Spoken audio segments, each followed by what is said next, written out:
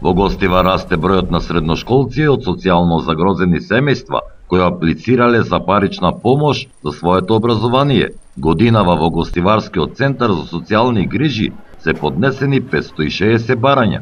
Корисниците на социјална парична помош за деца кои што учат во средно образование продолжува и оваа година да го користат ова право, односно за секој ученик по 1000 денари месечно, што значи на годишно ниво по 12.000 денари месечно.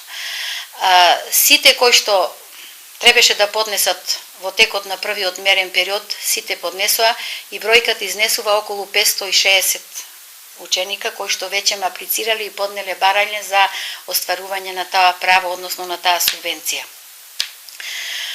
Од кога ќе ги добиеме податоците од школите, од училиштата за редовноста на учениците и за нивното присуство или отсуство, бидејќи тоа е поврзано со да го користи тоа право, треба ученикот да биде редовен ученик и да нема многу неоправдани изостанци.